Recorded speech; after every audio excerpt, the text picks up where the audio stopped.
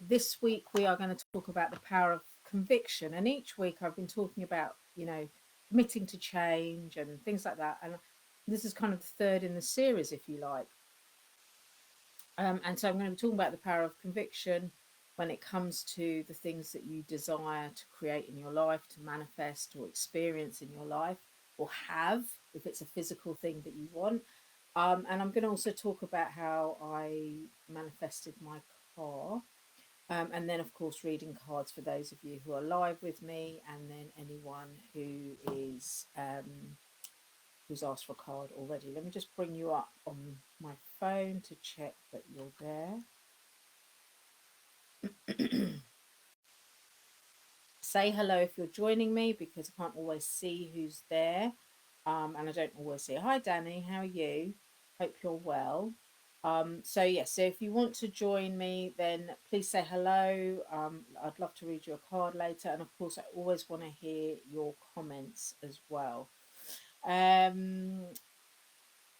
Okay, so on my first live of this year, I talked about what are you leaving behind in January 2024. What you leave behind in 2024, and what are you prepared to commit to in 2025?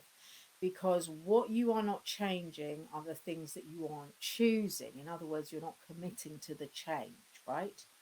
Then the week after that, we talked about the power of processes and routines that help create the change you want, and they support the changes you want.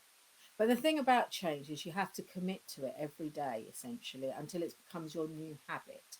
And that's why, when people talk about losing weight and you listen to trainers, they're always like, you've got to change your lifestyle and make it your new habit, right? Because if you try and slot it into what is and not really change, then it's really hard for it to uh, work and for the change that you want to be created. Hey, Mickey.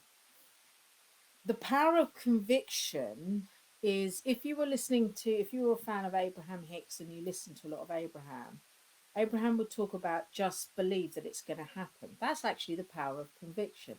It's the inherent belief that you are going to get what you want because you are inherently worthy of that thing or that experience or that love or that money, whatever it is that you really, really want. Okay. And conviction is the thing that carries you through the challenging times when the thing you want seems really, really far away. So, an example would be, if you are trying to sell property, for example, or you have a long held dream to go to a specific country on a trip, or you want to change your work and nothing seems to be happening. The power of conviction, because within it, if you have cultivated that conviction in you by using the power of commitment and then implementing processes and routines to support your commitment, what happens is you build belief, right? Talking too fast for my mouth there. You build belief that what you are seeking will come to you too. So, and conviction is essential, as in the process, whatever you're trying to manifest, there is a period of time where it's a lull and it feels like nothing's happening. So you have action, action, action, action, change, change, change. And then there might be a long period of time or a period of time where it's either plateauing or it feels like a lull has happened and nothing's happening. It's in that lull that you need to have belief and conviction that what you are seeking will come to you, right? So, how do you deal with that? How do you deal with that? Well, part of it is going back to what it is that you were trying to create change on, okay? And revisiting that goal and checking that that goal is still something that is A, relevant to you, B, feels good to you, and C, the outcome is something you definitely want to experience, okay? And it seems odd that just 3 weeks after you might have set those New Year's resolutions, I'm saying go back and check them. Well, the reason I'm saying that is because you may not actually feel aligned to those things because energy changes, but you might actually on reflection go, do you know what? I don't really care about that thing that I thought I needed or I wanted. Instead, I would rather have X, Y, and Z. So it's always good to go back and revisit what you decided you wanted to change and the commitment you were making to it. The second thing is, have you started to put your routines and processes into action? So it's great having a commitment, it's great knowing what you're doing. But if you're not doing that and you're procrastinating over the changes you know you can make, there's a couple of things you can do. One is ask your higher self to show you what is in your way. Is it that where you are is too comfortable and that the need for change is not felt urgently enough, right? Or sharply enough? Is it that you are afraid of what how uncomfortable the process of change is going to be? Because change can feel really uncomfortable. It can feel, you can have physical reactions. I had, when I was doing the releasing process, I had a very physical reaction to a lot of it. For some of you, it will feel like you're going a bit bonkers, like literally because of the emotional turmoil of it. So, is it the process of change that you don't like and you feel will be uncomfortable and you fear that discomfort? Or is it, as I said, that you need to revisit that goal and see if that goal is really truly aligned to your energy? Or is it that you need to try a different routine or process to support your desire for change? So, if I take, say, let's say I take health as a reason, right? So, you want to take some action where you are support either losing weight or you want to eat healthier or perhaps you want to support your mental health in some way. Okay. And you know, for example, that if you get enough good quality sleep, so you go to bed at the same time, you get up at the same time, and you create a new routine around sleep, you know that it's going to stop you overeating and choosing unhealthy snacks that really don't suit your body type. It's going to help you stay calm, it's going to help you stay focused, and it's going to help you feel, like you can actually achieve stuff. Now, in theory, that all sounds great, but if you fear the process or you fear the outcomes, what is it about that? Oh, I might have to actually do something else and take responsibility for myself and my actions. Well, that feels quite big. That feels quite huge to me. That feels uncomfortable to me. I don't know if I'm ready to take responsibility for myself or for other people or for other things just yet. I'm still not feeling good. Or if I lose that weight, then I might have to show up in a new way. And what will people say of me? And, will there be some judgment? Those kind of things. So, those can be some of the reasons why you don't want to make the change. And so, instead of sticking to your regular sleeping times, you sabotage yourself and you keep going to bed too late and then waking up too late. For those of you who are trying to build businesses, what sabotaging actions are you taking? If you're doing business concepts, do you have space specificity of when you're going to work? Because that builds momentum and helps future take look into what you're doing. Or are you being a bit haphazard? I'm going to hold my hand up to that one.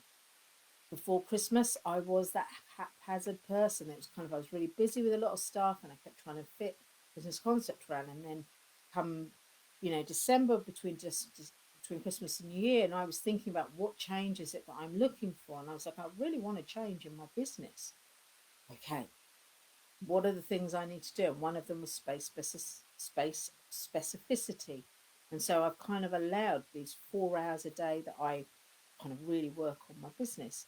So you have to think about, why do you want that change? What do you expect that change to give you? And how are you going to feel in the having of that thing? Because even in these small routines that you're putting in place to help you stay committed to the change you want to create, you will feel good in that. And feeling good is a really good motivator. Feeling good helps you move forward and take the next step that you need to take.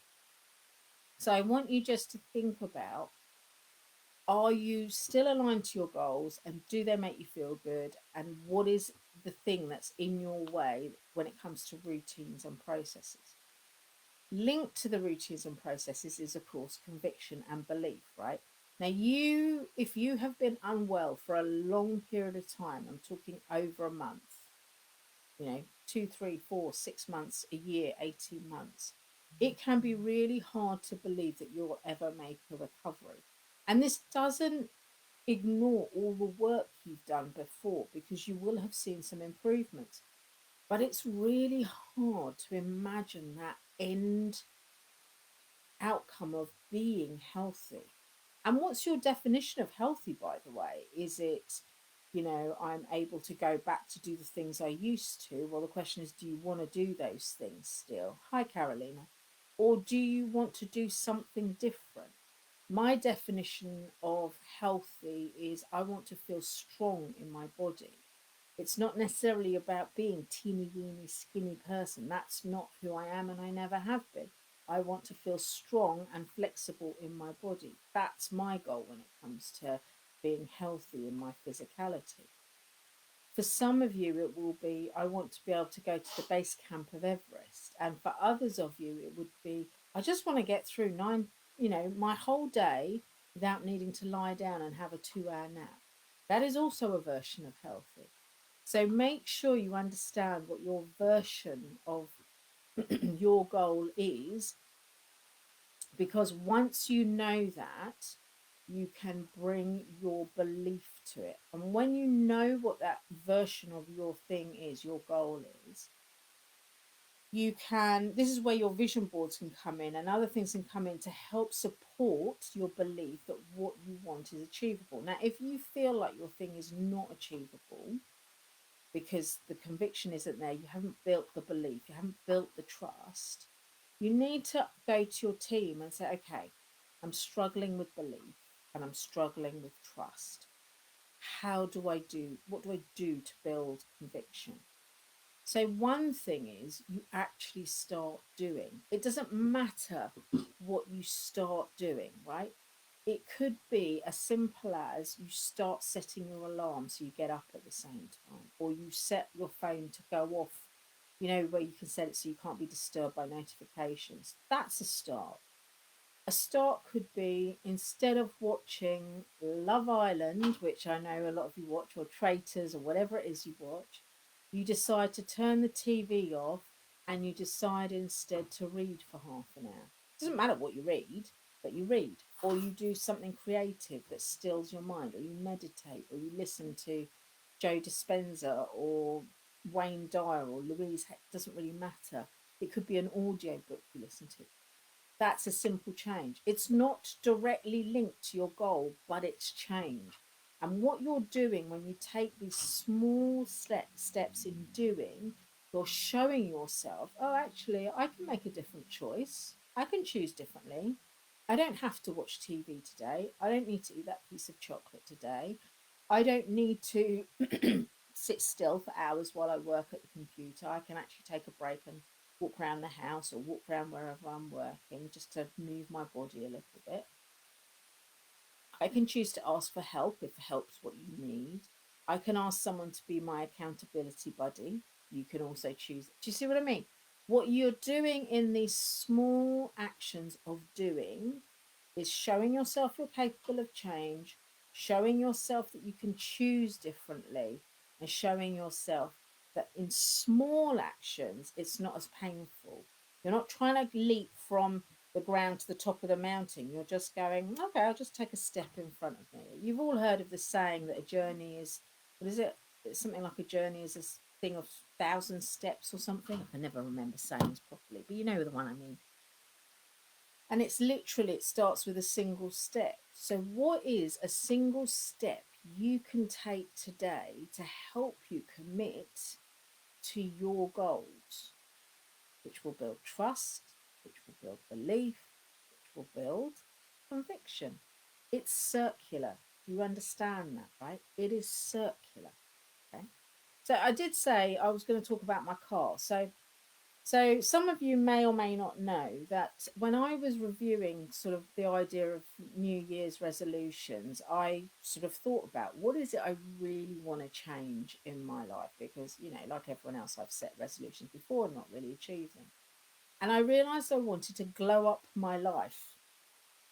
And I didn't really have a clear definition other than glow up my life. And what did that mean? Well, I wanted to see some really big changes in my business. I wanted to see some really big improvements in my health. And I want to go on holiday a lot more. Hey, Jenny. Yes, exactly, Denny. See, that's a really great definition, isn't it? Strong and flexible for your body. I always think of Scarlett Johansson, and people like that who are really strong and flexible in their bodies. That's kind of a good image to have if that helps you. So, as I was saying, I decided I wanted to glow up my life. And as I thought about it, and I took several days to think about it, it wasn't a quick decision. I noticed that my body was responding to it. Every time I thought of that phrase, glow up my life, I would get like this glow from the inside out. Essentially, my energy and my cells were all in alignment with this idea, and this idea of committing to a really big change in our lives. I'm 57 this year, and I've done a lot and I've seen a lot, but the things I really want to change, they still haven't changed. I've been on a healing journey to do with my physicality for over 30 years, and I've made huge improvements, and I've healed a lot, and I've let go of a lot of trauma and childhood stuff and improved eating, and I've done this and done that, but I'm still not seeing all the changes that I want to see. And so there was a lot of conviction when I committed to that glow up. There was conviction there. There was a belief that I could do it, because I've done, 30 odd years of healing and then doing the releasing process, and, working with Liv and Raf and working with other people within the 5D community to get me to where I am today. So I've built a lot of belief in my abilities, a lot of conviction that I can do things. But I've never made a New Year's resolution like this to glow up my life. It was a big commitment I was choosing. I was like, so how's that going to look for me? And I was like, okay, every day I'm going to take a small step in one or other of the areas that I want to make a change. So that didn't feel hard, and it didn't feel like a lot of pressure. It felt manageable. So examples would be, setting my alarm to get up at the same time. I've bought some courses to do with somatic exercise. I'm working with an emotional and well-being coach referred to me. I was referred to them via my GP to give me accountability. And I've stopped being vegetarian for a while I just sort out an anemia problem. So I'm eating meat again for a brief period of time, hopefully, and hopefully I can go back to being vegetarian. So that's on the health side. And then on the money side, like business side, I'm going to make some big changes to my website, been creating some new products. I've been doing a lot. And so every day I've been doing something. And then 2 weeks ago, the universe decided to respond to my desire for a glow up. Now, I had a 2006 Ford S Max, which is quite old. It looked old, it didn't look great, but clearly was not in alignment with what I was trying to achieve. And so 2 weeks ago, on a Monday, it decided to retire itself. This was not in my plan at all. My plan was that I would get this car to last until June, when my son comes home from university. And it's great because it was a big car and it'd be great. And then in June or July, I would buy a new car. Well, what happened was the universe responded to my sense of conviction that I was able to create the glow up that I wanted. I was able to create the financial change, the physical change. And so my car, which is external to me, but it's actually a reflection of where I am, my car decided it needed to be a glow up as well. And I have to say, every time I look out the window and I see that car, I get this frisson of excitement, like, ooh, I have a really nice car. And it's a reflection of what I'm going to get when I start seeing the changes occurring in my business, in my health, and in other areas that I've decided I want to blow up in. Okay. So, when my car decided to retire itself, I was not best pleased. It was not in my plan. I wanted my plan to be June onwards, I would buy a car. But I was like, okay, so it took me about 2 days to really just reconcile myself to the fact that I had to get a car. It really does, doesn't it, Jenny? It really does. Um, it's very shiny and blue, people, very shiny. Anyway, so it took me a couple of days to reconcile. And then the process I went through was like, okay, what do I need a car for? What kind of car do I want? And I said to my husband, what I want is a car that's an SUV that was within a certain budget. I had a really kind of tight budget that I wanted to stay within. It could be manual or automatic, and I said I want it to be blue. I've had silver cars for a long time, and I really don't like silver cars. So we looked at different makes, and we looked at Fords again, and I just didn't like them. I just felt like they didn't align to what I was seeking. And at the time, I sort of knew that this was about the glow up, but I hadn't really realized how much it was to do with the glow up. Then I looked at Mercs. I've never earned a Merc, but I kind of was like, oh, I really like, this particular model. I was chatting to someone about Mercedes, and they just said to me they're really expensive to service and repair. And I was like, yeah, I don't want that. I want a car that's easily repaired, easily serviced, that's not going to give me financial tension when I have to do something to it. So my list was getting a bit more specific. And then I remembered Renaults. And I have been lucky enough to be in a Renault Capture. And so it was almost 14 months ago. So I know what they're like. I remembered it was nippy and it felt very smooth and it felt really comfortable in the back. All felt good to me. So I decided to have a look at them. And there they were, perfectly, exactly what I wanted, within my budget. But I was going to choose an orange car. And I was like, oh, orange, okay. Hadn't seen a blue one listed on Auto Trader. But I just kind of knew as soon as I settled on Renault, I felt that sense of conviction come back like, oh, this is a good choice for you. This is a really good choice for you. And there were two cars I was looking at, and lovely Jenny suggested I take an energetic drive in them. I've never even thought of doing that. It's a really interesting experience. You guys should try it before you buy a car. And I took myself for a ride in both cars, and one car had real boy racer energy, and it was like my energy was not aligned to that. And so if I drove that, I would have problems with that car. And the other car, the orange car, felt better. It wasn't brilliant, but it felt better. And I was like, well, that'll do. It's in my budget. It's nearby. It's about 50 miles away. I can go and get it. Great. Come Saturday morning, I go online to Auto Trader to book a test drive with the garage that the car's at. It's disappeared. It's not online, so it's obviously been sold. And I was like, oh, that wasn't going to plan at all. But I had a conviction that Saturday was the day I was going to buy a car and I was going to buy a Renault Capture. And so I just kept looking. And literally within 2 minutes, there was a blue Renault Capture in my price range in Milton Keynes, which is about an hour's drive from me. Right mileage. I did say also, by the way, I wanted a car that was in the 2010s, so anywhere in that period. This is a 2014.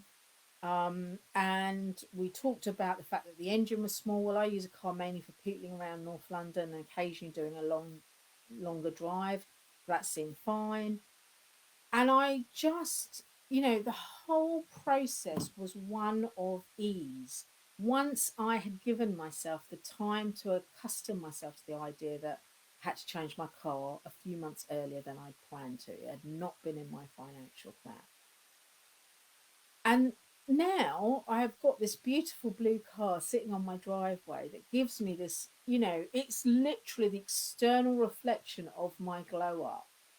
And it's showing me that if I keep my commitment, I do my processes and routines, and I keep my power of conviction, this is what it's going to look like. And that car, I tell you, is shiny and blue, right? It is shiny and blue. It's not particularly luxurious. It's not that kind of car. But to me, it represents a glow up. And so I want you guys, my advice to you guys is to really go over the last 3 weeks of videos. Watch them again, right? After you've heard it tonight, go back, watch them all again, and really check the changes that you want to see in your life.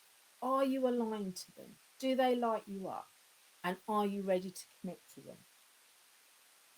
If you're ready to commit to them, go to your higher self and your team and go, okay, I have a bit of resistance to processes and routines. I need your help. Show me what to do. I went to my team and I went, right, I need to understand where my resistance is. I need to understand what my resistance is. And I need you to show me an action I can take every single day to help myself. Right? A simple action they showed me, on Saturday, I hosted a brunch for my family and a friend. And I was thinking about, oh, what can I make for breakfast? And I was thinking of making an English, typical English breakfast. And then I got a nudge to do a Turkish breakfast. I don't know if you've ever had a Turkish breakfast, but it's sort of boiled eggs, some feta. There can be some ham in it or some sausages, like Turkish sausages. And then it's fresh fruit, cucumber, tomatoes, hummus, pita if you want. It's absolutely delicious. And when I ate it, my body loved it. It really, really loved it. And I was like, oh, here's my clue. This could be one of my breakfasts I have that really my body loves. It's unprocessed, it's really clean. My body really likes it. And it fills me up so much actually that I don't really need a lot of food till the evening. That is a good start, right? So notice where these ideas are coming from because your team will guide you, but you must ask them for that guidance. You remember, it can only help you if you ask for the help. So be specific, be intentional, and say to them, I want to build that conviction. I want to build my ability to change with ease, with comfort, with kind of fluidity. So it doesn't feel horrible and it doesn't feel uncomfortable. And when things don't feel like they're changing and I'm in that lull, remind me of the things I've done to build my trust and my conviction. I'll talk about money as well as a really good one. So I'm really good at manifesting money away from my business. It's really funny. I was talking to a business coach about this. Every year I manifest large sums of money. They're not huge. They're kind of 10 to 30,000. That's a sizable amount of money. I'm not saying it's not, right? And so I'm really good at doing that. Within my business, I do manifest money, but it feels really hard sometimes to me. And I was like, oh, what is that? And immediately I had two memories pop into my head, one related to my dad, one related to my mum. And I was like, oh, okay, that's a cellular memory I'm carrying. I need to change those, right? And then it's like, okay, I'm going to ask the question, how can I find ease within my business when it comes to allowing the flow of currency in? Because I'm not going to ever stand here and say, I've got this nailed. I'm a work in progress, just like you guys are, right? The difference is I'm a bit further along and I'm always asking these questions because that's who I am. If you ever get to work with me one on one, you'll find I ask lots of questions and I'm constantly, sometimes people go, can you just stop asking me a question? Because that's how you learn and it's how I bring your unconscious into your conscious. I ask you those questions, right? So I want you to go over the last 3 weeks, including tonight's, check that you're still aligned to your goals, check they light you up, they light your energy up, they light your physical body up, and they make you feel excited. know clearly what the outcome is you want, and then ask your team to really, really help you. You can do this. I know you can. If you need extra help, you can always come and talk to me and we can do a one-to-one session. That's not a problem. But or you can book in a series of coaching sessions. But the reality is that if you know what you want and you have the conviction and the commitment, it is yours to have. Okay. So that's the end of tonight's, but a bit lectury. Sorry about that. A bit enthused about it all. So on that note, my loves, I will say good night to you. I will be back next Tuesday as usual. Any questions on the last 3 weeks of lives, please put them here. I'm going to put a link for my book. If you have bought my book and yet to give me a review, I would love a review on Amazon, please. That really helps with the algorithm. If you would like I've read a card for you, Gwen. Hello. If you would like a reading or you're interested in the business coaching, not business coaching, the higher self coaching, please drop me a line, message me through Messenger. Or if you are interested in doing some anxiety work with me, then again, drop me a line through Messenger and we'll set up an initial conversation where we can see if I'm the right person to help you. Sending you lots of love. Have a good week, and I will talk to you soon. Take care now.